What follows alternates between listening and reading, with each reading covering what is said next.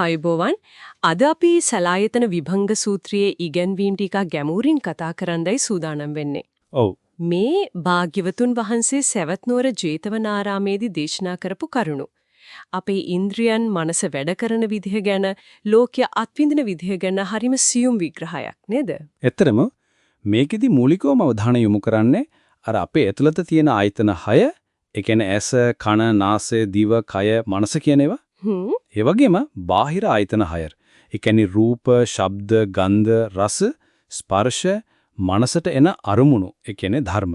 හරි. මේ දෙක සම්බන්ධ වෙලා කොහොමද අපේ අත්දැකීම්, එහෙම නැත්නම් විඥාණය, ස්පර්ශය වගේ දේවල් හටගන්නේ කියන එක පැහැදිලි කරනවා. ඒ කියන්නේ දැනීම හටගන්න විදිහ. ඔව්. ඒ වගේම මේ අත්දැකීම් වලට අපේ මනස ප්‍රතිචාර දක්වන විදිහ, ඒ කියන්නේ හැඟීම් ඇති වෙන විදිහ සහ ඒ බැඳීම් වලින් මිදෙන මාර්ගයත් මේ දේශනාවේ විස්තර වෙනවා. හරිම වැදගත්. එහෙනම් මුලින්ම පටන් ගමු අර ආයතන 6:12 සහ ඒව ක්‍රියාත්මක වෙන විදිහ ගැන කතා කරලා. හොඳයි. මේ අතලත ඉන්ද්‍රියන් 6යි බාහිර අරමුණු 6යි හමුවීමෙන් දැනීමක් හටගන්නවා කියන එක තමයි මූලික අදහස නේද? හරියටම ආධ්‍යාත්මික ආයතන 6 ඇස, කන, නාසය, දිව, කය, මනස. බාහිර ආයතන 6 රූප, ශබ්ද, ගන්ධ, රස, ස්පර්ශ, ධර්ම, මනසට එන අරමුණු. මේ දෙක ගැටීමෙන්, ඒ කියන්නේ සම්බන්ධ වීමෙන් තමයි අදාළ විඥානය පහළ වෙන්නේ.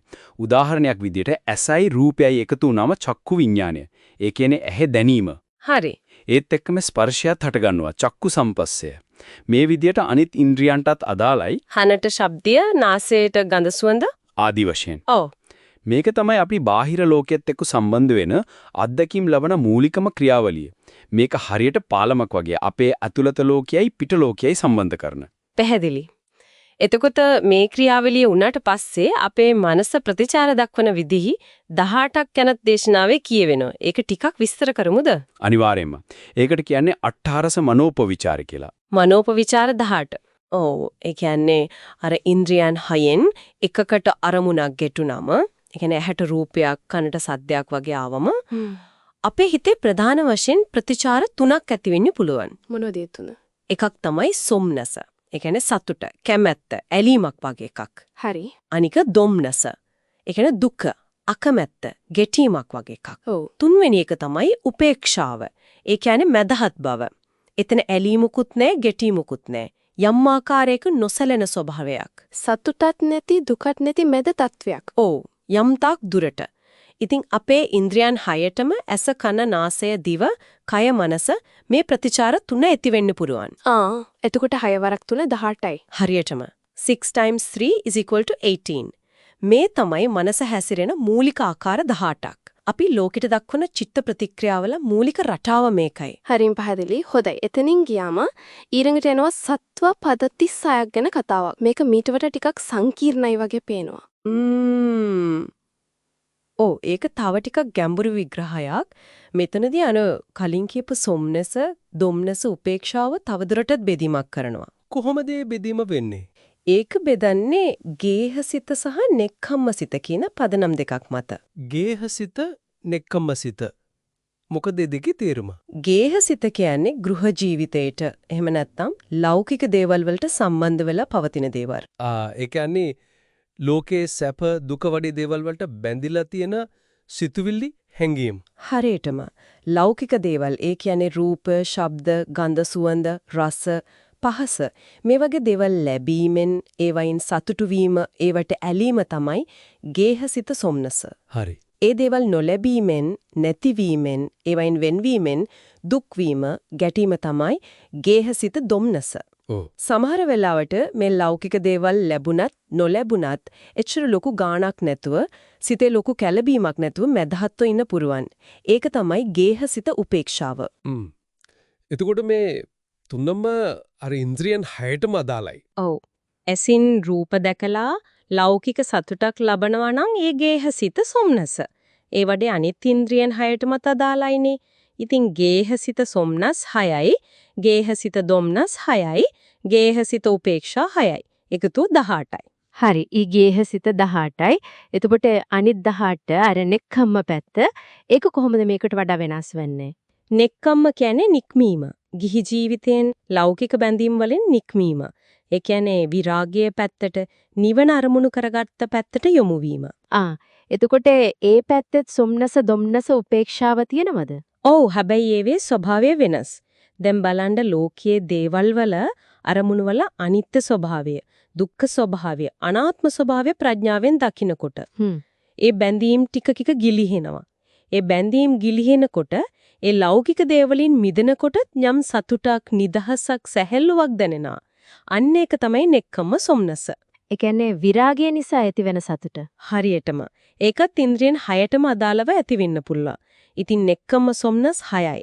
හරි. එතකොට නෙක්ඛම්ම දුම්නස නික්මීමේ දුකක් තියනවද? මෙහෙමයි. නිවනේ තියෙන වටිනාටම ඒ උතුම් ශාන්ත ස්වභාවය තේරුම් ගත්තම ඒ தത്വයටපත් වෙන්න, ඒ කෙලිස් බරෙන් නිදහස් වෙන්න දැඩි ආශාවක් වොමනාවක් ඇති වෙනවා. ඔව්. නමුත් Taman තවම ඒ தત્වේ නෑ. තවම කෙලිස් තියෙනවා, තවම බැඳීම් තියෙනවා කියලා තේරුම් යනකොට අර උතුම් தത്വයට තවමපත් වෙන්න බැරි වීම ගැන යම් කනස්සල්ලක් දුකක් ඇති වෙන්න පුළුවන්. ඒකයි නෙක්ඛම්ම දුම්නස කියන්නේ. ඒ කියන්නේ නිවන අපේක්ෂාවෙන් ඒකට තියෙන ආශාව නිසාම ඇති වෙන දුම්නසක්. ඔව්. ඒකත් ඉන්ද්‍රියන් 6ටම අදාළයි. එතකොට නෙක්ඛම්ම දුම්නස 6යි. හරි. එතකොට නෙක්ඛම්ම උපේක්ෂාව? ඒක තමයි වඩාත්ම වැදගත්. අරමුණු වල අනිත්‍ය, දුක්ඛ, අනාත්ම ලක්ෂණ මෙනෙහි කරද්දී ඒවට ඇලෙන්නෙත් නැතුව, ගැටෙන්නෙත් නැතුව උපදින ගැඹුරු ප්‍රඥාව මුල් කරගත්ත මදහත් බව. මේකාර ගේහසිත උපේක්ෂාවට වඩා ගොඩක් සියුම්, ගොඩක් ගැඹුරුයි. මේක ප්‍රඥාවෙන් දකින නිසා ඇතිවෙන උපේක්ෂාවක්.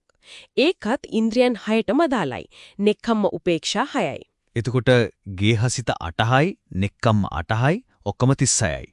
අන්න ඒකට තමයි සත්වපද 36 කියන්නේ. හරියටම මේකෙන් පෙන්වන්නේ අපි ඉන්න මානසික මට්ටම් සහ යන්න ඕනි දිශාව. වැදගත්ම දේ තමයි ගේහසිත තත්වයන්ගෙන් මිදිලා නෙක්ඛම්ම තත්වයන් වඩා දියුණු කර ගැනීම. ඒක තමයි ඊළඟ කාරණේ. දේශනාවේ කියවෙනෝ මේ ගේහසිත තත්වයන් ක්‍රමයෙන් අත්හරින්න ඕනේ කියලා. ඒකට නෙක්ඛම්ම මාර්ගය පාවිච්චි කරන හැටිත් කියනෝද? ඔව්. ඒක හරිම ක්‍රමානුකූලව දේශනා කරලා තියෙනවා. මුලින්ම කියනවා අර නෙක්ඛම්ම සොම්නස.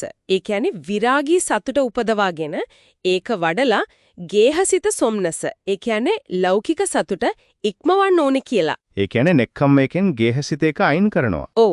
ඒ වගේම නෙක්ඛම්ම දුම්නස නිවනට ඇති ආශාවේ දුක ඒක උපදවාගෙන ගේහසිත දුම්නස ලෞකික දේවල් නැතිවීමෙන් ඇතිවෙන දුක ඉක්මවන්න ඕනේ. හරි. ඒ වගේම නෙක්ඛම්ම උපේක්ෂාව අනිත්‍ය දැකීමෙන් ලබන ප්‍රඥාසහගත මෙදහත් බව ඒක උපදවාගෙන ගේහසිත උපේක්ෂාව ලෞකික දේවල් ගැන තියෙන අර සාමාන්‍ය මෙදහත් බව ඉක්මවන්න ඕනේ. ඒ කියන්නේ මුලින්ම ලෞකික පැත්ත සම්පූර්ණයෙන්ම අභිභවා යනවා, නෙක්ඛම්ම පැත්ත දියුණු කරලා. හරියටම.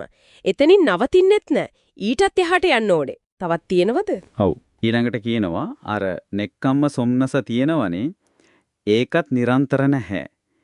ඒකෙනුත් අර නෙක්ඛම්ම දුම්නස ඉක්මවන්න ඕනේ කියලා. ඊට පස්සේ අර නෙක්ඛම්ම උපේක්ෂාව තියෙනවනේ අන්න ඒක වඩලා ඒකෙන් අර නෙක්ඛම්ම සොම්නසත් ඉක්මවන්න ඕනේ කියලා. ඒ කියන්නේ නෙක්ඛම්ම පැත්තේ තියෙන දුම්නසයි සොම්නසයි දෙකම අභිභවා යන්න ඕනේ නෙක්ඛම්ම උපේක්ෂාවෙන්. හරියටම. එතකොට ඉදිරි වෙන්නේ නෙක්ඛම්ම උපේක්ෂාව. හැබැයි ඒ උපේක්ෂාවෙත් විවිධ මට්ටම් තියෙනවා. මුලදී ඒක විවිධ අරමුණු මත රඳා පවතිනව වෙන්න පුළුවන්. නානත් උපේක්ඛා කියනවා. විවිධත්වයක් තියෙන උපේක්ෂාවක්. ඔව්.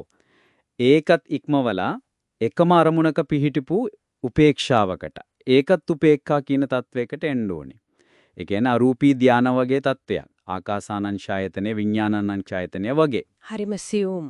අවසානයේදී ඒ එකංග වුණු උපේක්ෂාවත් ඉක්මවා යා යුතුයි කියලා දේශනා කරන්නේ සබ්බසෝ උපේක්ඛම්පි සමතික්කමිත්වා. ඒ කියන්නේ සියලු බැඳීම් සියලු මානසික තත්වයන් අභිභවා යන පියවරෙන් පියවර යන හරිම පැහැදිලි මාර්ගයක්. ඇත්තටම මේක හරිම ක්‍රමානුකූල මානසික පිරිසිදු කිරීමේ ක්‍රියාවලියක්. හරිම වටිනා විග්‍රහයක්. හොඳයි. ඊළඟට අපි කතා කරමු සතිපට්ඨාන 3ක් ගැන සඳහන් වෙන තැන. මේක ටිකක් වෙනස් මාතෘකාවක් වගේ. ශාස්ත්‍රුන් වහන්සේට අදාළව වගේ කියවෙන්නේ. ඔව්. මේකෙන් විස්තර වෙන්නේ ශාස්ත්‍රුන් වහන්සේ කෙනෙකුගේ විශේෂයෙන්ම බුදුරජාණන් වහන්සේ වැනි උතුම් ශාස්ත්‍රවරයෙකුගේ මානසික ස්වභාවයක්. මොකක්ද ඒ ස්වභාවය? ශාස්ත්‍රඥ වහන්සේ ධර්මයේ දේශනා කරනකොට ශ්‍රාවකයන්ගේ ප්‍රතිචාරය කොහොම වුණත් සමහර විට කවුරුත් අහන්නේ නැති වෙන්න පුළුවන්. සමහර වෙලාවට ටික දෙනෙක් අහනවා අනිත් අය අහන්නේ නැහැ. තවත් වෙලාවක හැමෝම හොඳට සාවධානව අහනවා. ඔව්. මේ මොන තත්වයේදීවත් ශාස්ත්‍රුන් වහන්සේ සතුටු වෙන්නවත් දුක් වෙන්නවත් සිතින් සැලෙන්නවත් නැහැ. උන්වහන්සේ හැම විටම ඉන්නේ මනස සිහියෙන්, නුවණින් සහ උපේක්ෂාවෙන්. උපේක්ඛකෝ විහරති සතෝ සම්පජානෝ.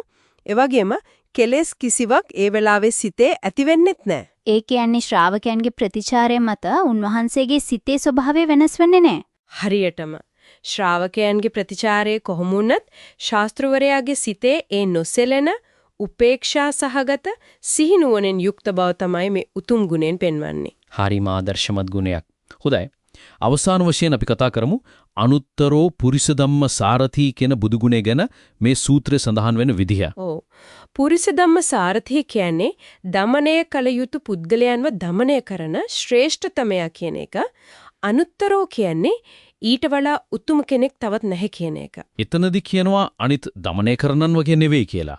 අලී අශ්ව ගව দমনය කරන අය ඒ සතුන්ව එක දිශාවකට මෙහෙවනවා. ඔව්. එක්කෝ ඉදිරියට නැත්තම් පස්සට වමට දකුණට වගේ එක දිශාවකට පුරුදු කරනවා. ඒත් බුදුරජාණන් වහන්සේ দমনය කළ යුතු පුද්ගලයාව දිශා 8කට මෙමු කරනවා කියලා කියනවා. ඒකෙන් අදහස් කරන්නේ මොකද්ද?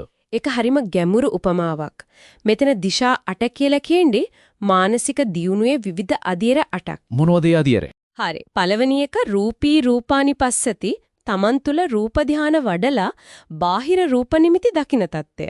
දෙවැනි එක අජ්ජත්තම් අරූපසඤ්ඤී බහිද්දා රූපානිපස්සති. තමන් අරූපී තත්වයක ඉඳන් බාහිර රූප නිමිති දකිනවා. තුන්වෙනි එක සුබන්තුයව අධිමුත්තෝ හෝති. සුබ සමාධියට ඒ කියන්නේ සුබ අරමුණක හිත පිහිටුව ගන්නවා. හරි ඒ තුනයි. ඊළඟට එනවා අරූප ධාන 4. ආකාසානංචායතනය, විඥානංචායතනය, ආකින්චඤ්ඤායතනය, නේව සංඥානාසඤ්ඤායතනය. ඒ කියන්නේ අර කලින් කියපු ඒකත් උපේක්ෂාවට දාන තත්වයන්. ඔව්. ඒ 4යි කලින් 3යි 7යි. 8 වෙනි එක තමයි සංඥා වේදිත නිරෝධ සමාපත්තිය. ඒ කියන්නේ සියලු සංඥා සහ වේදනා නිරුද්ධ වෙන විමුක්තියට ඊටාම ආසන්න උතුම්ම සමාපත්තිය. ඒ කියන්නේ බුදුරජාණන් වහන්සේට පුළුවන් කෙනෙක්ව මේ මානසික දියුණුවේ පහළම මට්ටමේ ඉඳලා ඉහළම විමුක්ති මට්ටම දක්වාම මේ අධීර 8 ඔස්සේම මෙහෙවන්න. හරියටම. ඒක තමයි උන්වහන්සේගේ අනුත්තරෝ පුරිස ධම්ම සාරථී කියන අසමසම හැකියාව. වෙන කාටවත් ඒ විදිහට කරන්න බෑ.